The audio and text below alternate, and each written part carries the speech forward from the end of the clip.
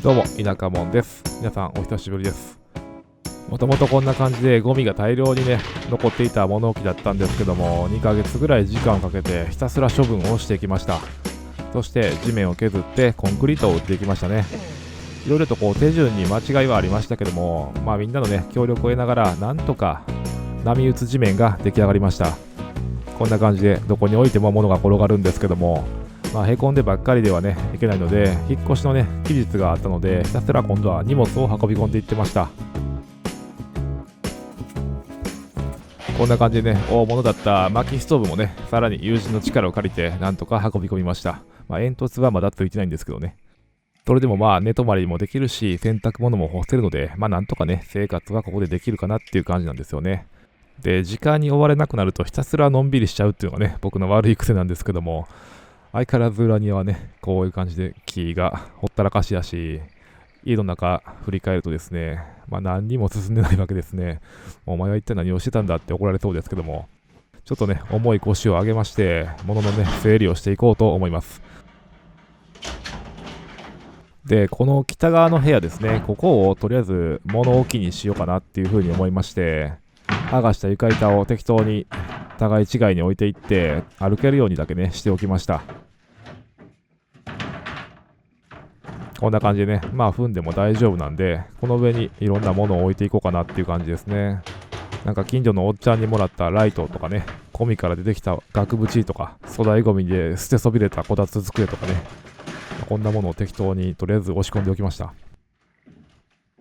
で、これはね、いろいろと道具をいただいてきました。っていうのもですね、僕は訪問介護の仕事に行ってるんですけども、その中のね、僕がお世話させていただいていた利用者さんが最近亡くなりまして、その方の遺品の整理の手伝いにね、行ってました。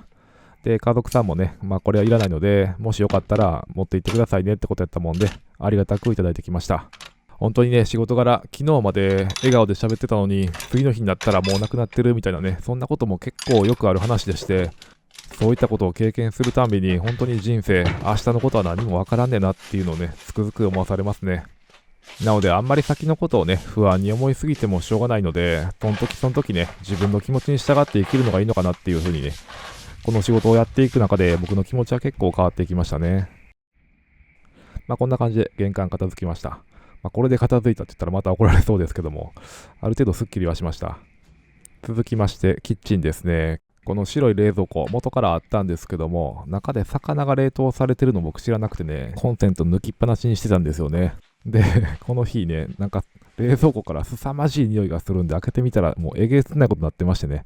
それはちょっと、もう映像にもできないぐらいのものでした。で、軽くね、掃除機かけて拭き掃除をしてたらですね、またこれシロアリにやられてるとこ新たに発見しまして、って思いながらですね、物をね、ある程度片付けていきました。これでちょっとね、足の踏み場ができましたね。そしてね、ちょっと問題なのはですね、この生活している物置から外へ出て、裏庭になるんですけども、ここですね、ここがね、まだ物置、隙間があるんですよね、外とね。なので、ここをね、コンクリートでまた固めていこうと思います。で、カメラセッティングして、セッティングしたついでに草を取るっていうね、もうほんとね、なんか、ながらでやっていかんとほんとね、すべてが間に合わないですよ。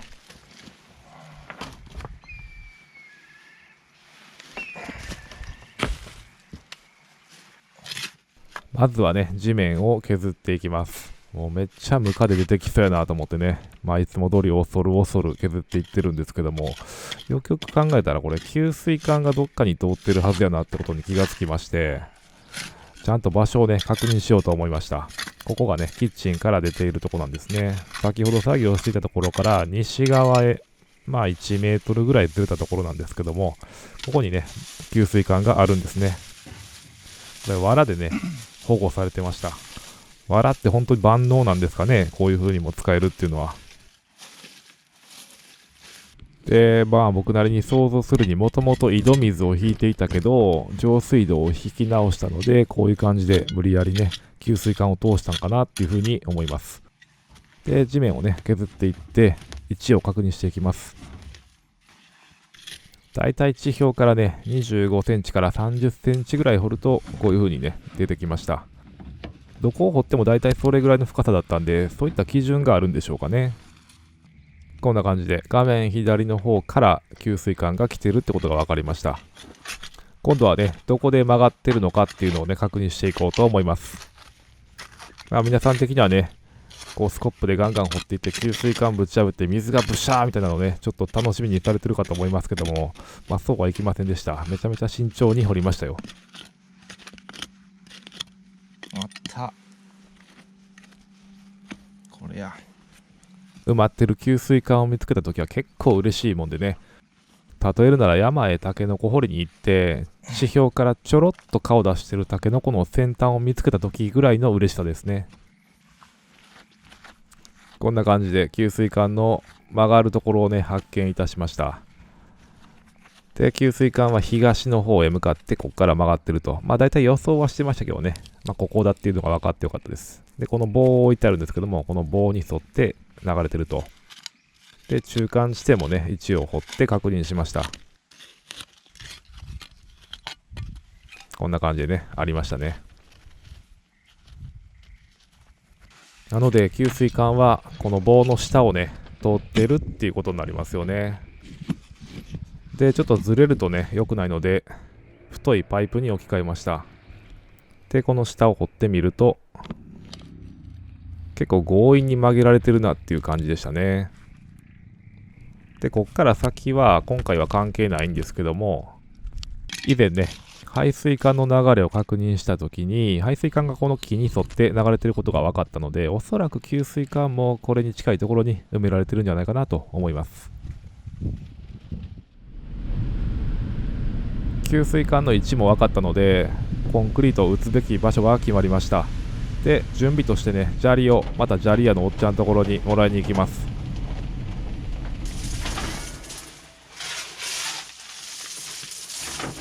もうまるでスーパーの詰め放題サービスぐらいの感覚でね、砂利を車に積んでいきました。で、帰ってきたらえらいことになってましたね。中途半端に掘ったところに水が溜まって、これがもうある程度引いたんですけども、危うく家の中に水が入ってくるとこでしたよ。で、急遽ね、こんな感じで水を掘って水を流しました。っていうのもこれ僕がここに土をね、積んでいったのが悪いんですけども、いやいや焦りましたよ、本当にこれは。でも焦りながらも、無心で石を積んだり、こう、川遊びでよくやるね、ダムを作ったりっていう、ああいう感じで作業してると、3歳児か4歳児に戻ったような気持ちで、なんかすごい楽しかったですね。で、この日はね、もう雨だったんで、作業は終了して、コーヒーを飲んでね、ゆっくりしてました。で、この岩谷のカセットコンロね、これ一つでも4年ぐらい僕は調理をして生きてきまして、ガスの基本量もいらないんでね、結構経済的かなと思いますよ。で、翌日ですね、天気もしっかり晴れましたんで、整地をしていきます。給水管の位置がね、分かったので、それギリギリまではコンクリートで固めていこうかなと思います。以前砂利を運んだ時にブルーシートを引いておくと最後の片付けが楽ですよっていう風にねコメントをくださった方がいらっしゃいまして、それをね実践してみました。確かにね最後の片付けがすごい楽ですし、軽くなったらねブルーシートごと移動もできるんで、これは本当にね一石二鳥だなと実際使ってみて思いましたね。教えていただいてありがとうございました。車がねギリギリまで入っていけたらいいんですけども、このね狭い物置の前の通路をね何回も往復するのは結構大変でしたね。西側のね通路をもうちょっと頑張ったら車が通れそうになるので、そこはねゆくゆく利便性が上がるようにできるのかなと思ってはいるんですけどもね、本当にいつになるやらって感じですよ。で、初めねすくってこうやって入れてたんですけども、あんまりにもめんどくさいんでもう型枠を外して流し込みました。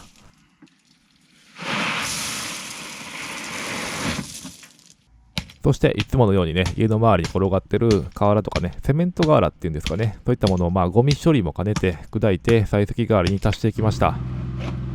さらに自作の適当な転圧機でねバンバン固めていってやっていくんですけども、これがまたとにかく重たくてねもうだんだん疲れてくるんですよね。そして手元が狂って型枠に当てるっていうね、いつものパターンです。で外なんでねワイヤーメッシュもいいのかなと思ったりもしたんですけども、余りがあったんでねこれも使っていきました。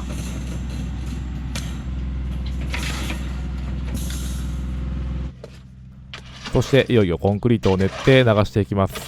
結局このね中ぐらいの泥船4杯分で足りました。使ったのはセメントが2袋と砂が6袋、そして砂利はもらってきたもので足りましたね。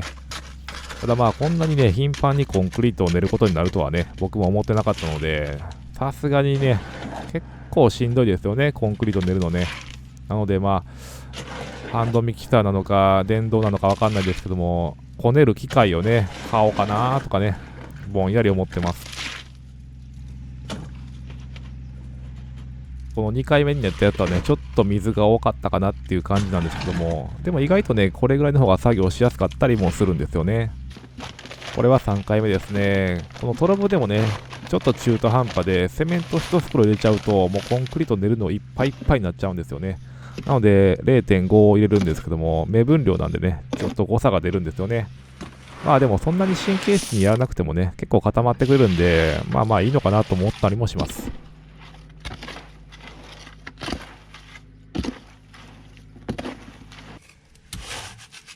で今更なんですけども、このトタンごと埋めるっていうのはねどういった結果になるのかなって思ったりもしますよね。やっぱり金属なんでね、夏場膨らんで冬場収縮するわけですよね。でその結果によって結局隙間ができてしまうのかなと。となるとそこはやはりシリコンとか何かで埋める必要が出てくるのかなと。まあそんなことを考えながら作業してますね。でこれねちょっと僕アホでしてね、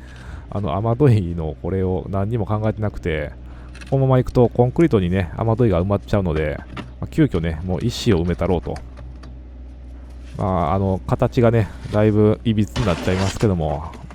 コンクリートにね半分埋まった雨どいなんて意味がないんで、これでとりあえず急場をしのごうということにしました。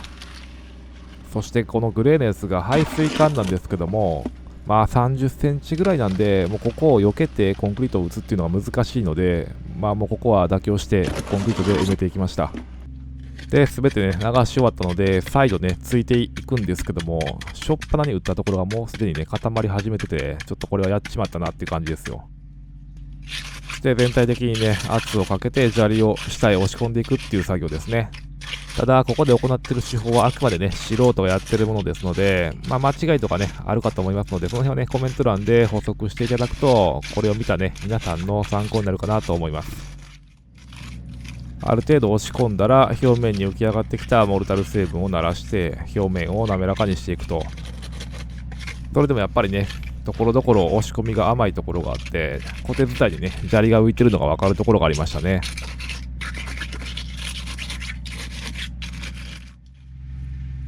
しばらく時間を置いたら再度表面を慣らしてあげてって感じですね。で、この時もね、やはりコテ伝いにこう砂利がね、浮いてるなってところが感じられるので、その辺は再度押し込んであげてっていう感じですね。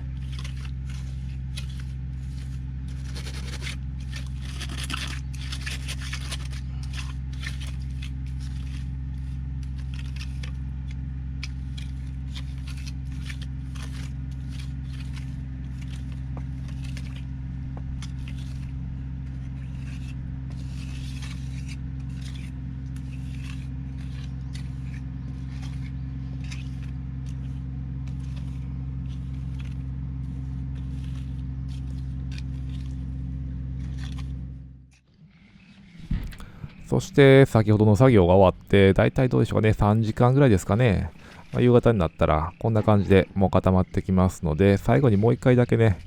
表面を慣らしていこうと思います。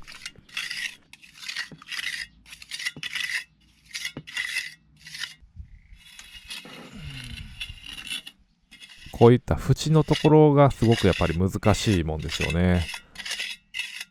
中心部はね、ある程度こう綺麗にできたとしても、それぞれの端ですよね。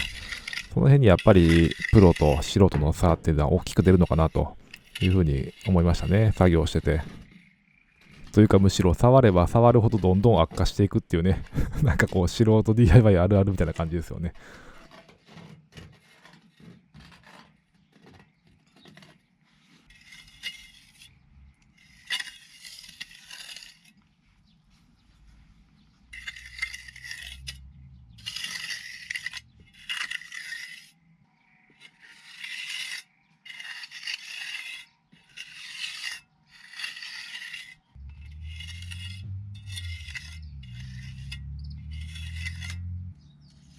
本来は仕上げってね、もっと大きなコテでやるっていう風に聞いたんですけども、なんか僕はやっぱね、このちっちゃいコテがすごい使いやすいなっていう風にね、最近作業してて思いますね。で、完璧ではないですけどね、大体こんな感じでいいかと。正直ね、疲れてきたのもあって、こんな風で、完了という風にしました。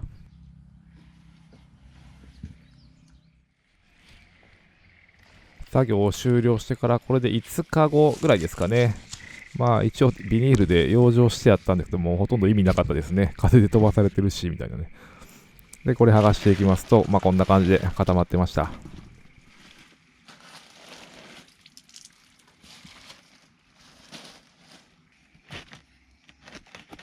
型枠を外すと、こんな感じですね。やっぱり一番下までコンクリートが行き届いてないっていう感じがしますよね。今回4杯練ったんですけども、まずコンクリートを流し込む方を優先しちゃったのが良くなかったのかなっていう感じですよね。なので1杯練って流したらその1杯をもうついてつきまくってしっかり下まで押しやる。それがね、反省点かなっていう感じですね。で、ここの型枠、ちょっともう木がね、汚れてたみたいで、ガタガタでした。これはもう味と言うしかないですね。で、最後、ここですね。ここはもうちょっと適当で、枠もせずに大体な感じでやっちゃいました。そしてここは、こんな感じですね。最後に打った場所にもかかわらず、これだけね、隙間があるっていうのは、やっぱり全体的に月が足りてないのかなっていう感じですよね。最後に勾配の確認を兼ねて、水をかけて、ちょっときれいにしていきました。勾配に関しては何度とかわかんなくて、マジックで線を引きながら水平器を当てて、水泡がね、上へ行ってるから大体これぐらいかなぐらいな、そんな大体な感じでやりましたけども、多分大丈夫とは思いますけどね。実際ね、使ってみないとわかんないところですよね。ちょっと縁に水が溜まるのはグラインダーで削ればなんとかなるかなっていう感じはしますけども。この辺もね、養生も何もしないで、こういう風になっちゃいますけども、自分ちなんでね、この辺はいいかなって思ったりもしますよ。こんな感じでね、いつも通り、金柑をおやつに食べながら、巻き棚を眺めて、これ雨濡れるよな、ちょっと雨よけでも作らないかんな、とかね、そんなことをね、ぼんやり思いながら、ボンボロ、平屋暮らしの日常が過ぎていきました。